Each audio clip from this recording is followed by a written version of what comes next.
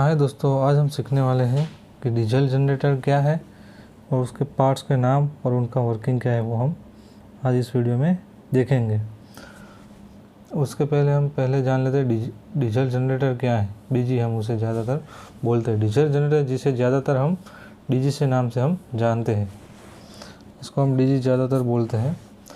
Diesel generator इसका उपयोग इस जगह किया जाता है जहाँ पर हमें इलेक्ट्रिसिटी मतलब कि बिजली नहीं मिल पाती है, वहाँ हम डीजी का यूज़ करते हैं।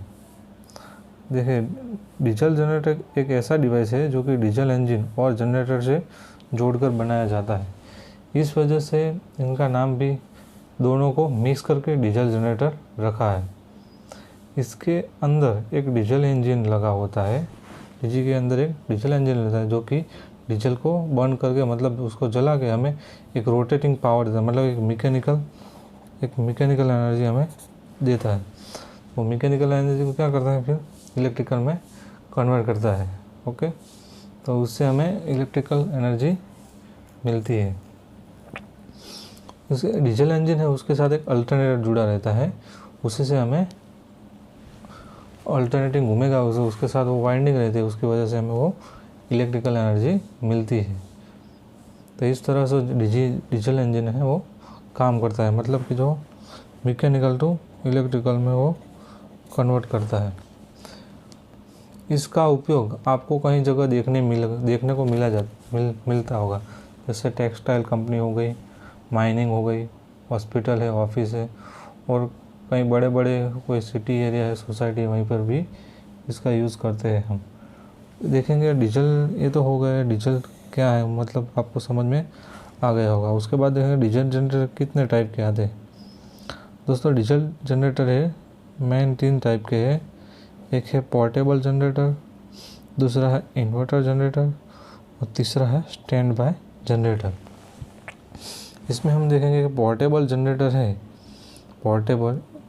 यह पोर्टेबल जनरेटर का उपयोग मुख्यतः हम छोटे उपकरण हैं जो स्मॉल इक्विपमेंट है उसमें यूज़ करते हैं।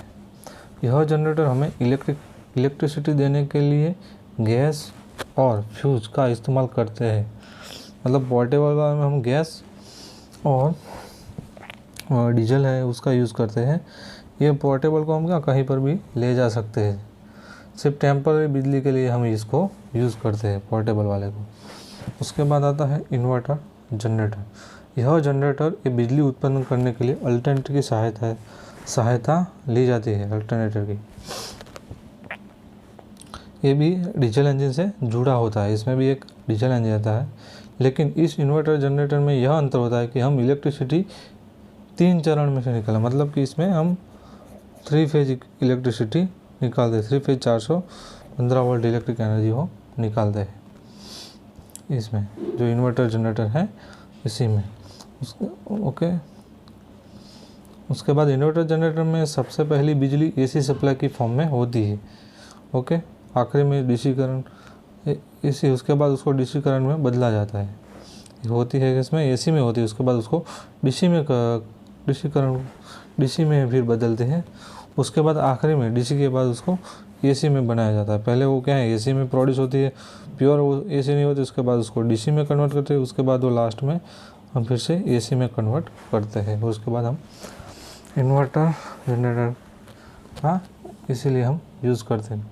स्टैंड बाय जनरेटर है वो दोस्तों हमारी कंपनी में जो जितने भी बड़े बड़े जो डीजल जनरेटर लगे हुए हैं स्टैंड बाय में दिया। आप सभी ने आपकी कंपनी या फिर आपके घरों के आसपास या तो फिर कोई ऑफिस के आसपास ऐसे बड़े बड़े देखे होंगे, वो स्टैंड बाय जनरेटर थे। यह जनरेटर इमरजेंसी बिजली सप्लाई में, इमरजेंसी में अगर यूज़ करना है तो ये बिजली हमें काम आती है, मतलब ज़्यादा रेटिंग हावी है, बहुत ज़्यादा केवीए का रहता है।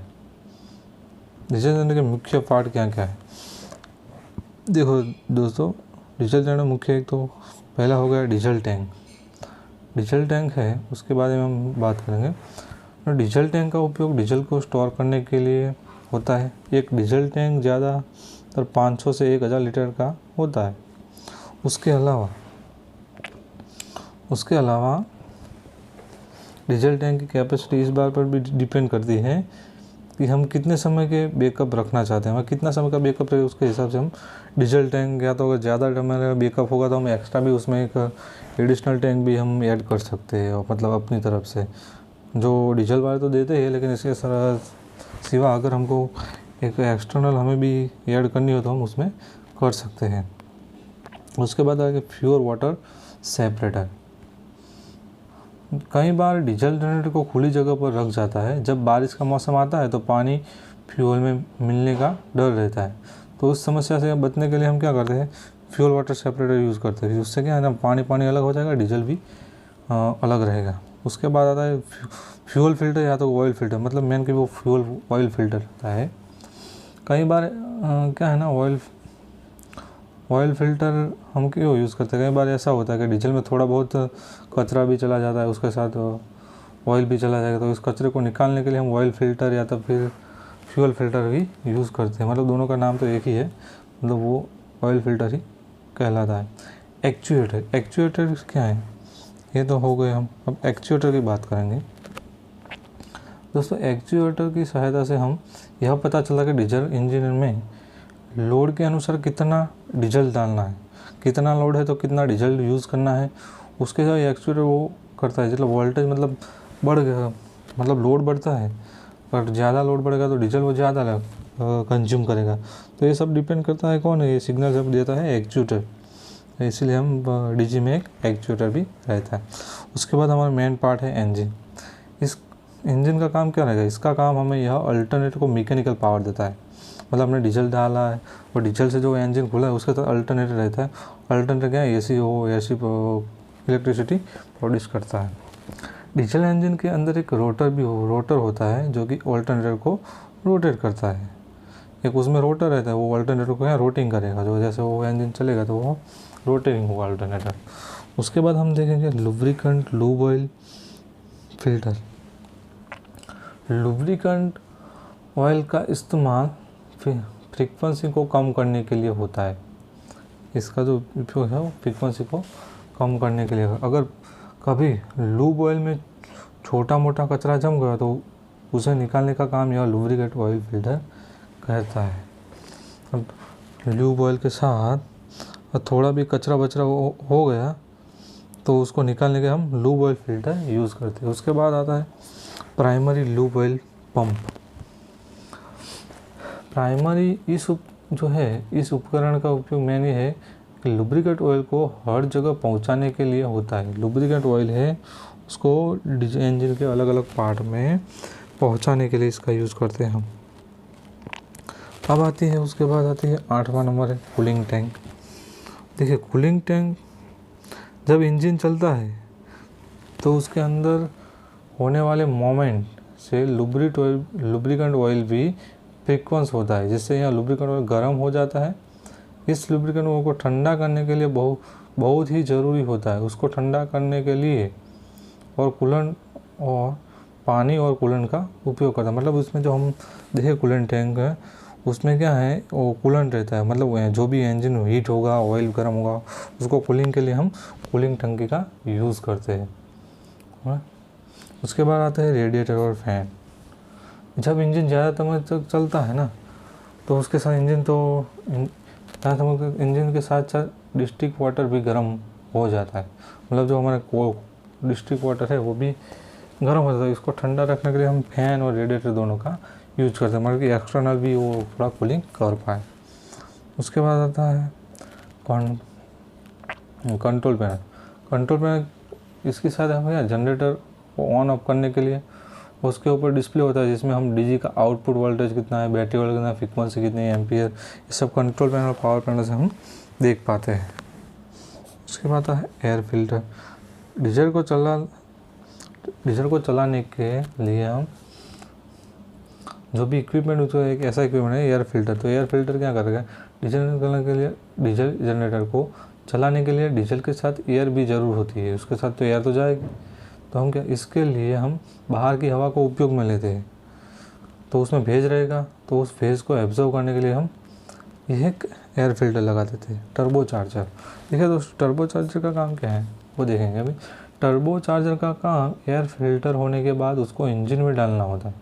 इसके साथ ही टर्बोचार्जर का काम इंजन में बनने वाली कार्बन डाइऑक्साइड को इंजन से बाहर निकालना होता है। टर्बोचार्जर जो है ना, ब्लैक वो जो धुआं आता है ना, उसको हम निकाल दें, तो उसके लिए हम टर्बोचार्जर का यूज़ करते हैं। अब साइलेंसर क्या है?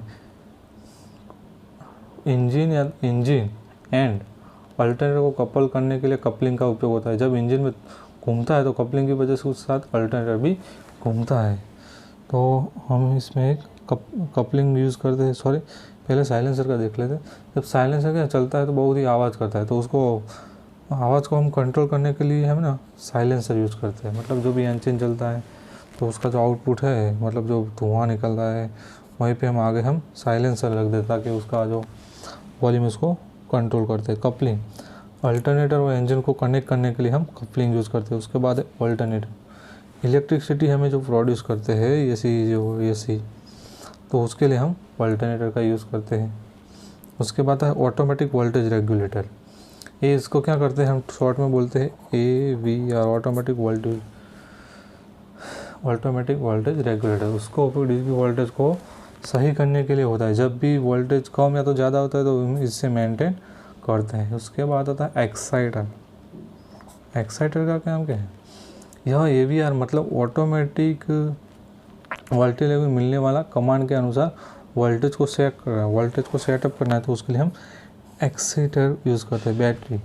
बैटरी तो क्या है, जनरली वो इंजन को स्टार्ट करने के लिए है, जो 12 वोल्ट 24 वोल्ट जो हम उसके लिए जो बैटरी यूज़ करते हैं। उसमें ज़्यादा बार की है ना, 2 बैटरी लगाते हैं हम, और 24 वोल्टेज हमें डीजी के इंजन को देते हैं स्टार्ट करने के लिए। उसके बाद आता है क्रैंक मोटर और स्टार्टिंग मोटर। जब डीजल जनरेटर है तो स्टार्ट होता है, उसको 90% स्पीड है ना, 90% देने के लिए क्रैंकिंग मोटर का यूज़ करना। 90% स्पीड के लिए हम क्रैंकिंग मोटर का यूज़ होता है। यह डीजल जनरेटर के एक बार स्टार्ट होने के बाद ऑटोमेटिक बंद हो जाती है। एक बार 90% हो तो उसके बाद वो ऑटोमेटिकली ऑफ हो जाती है।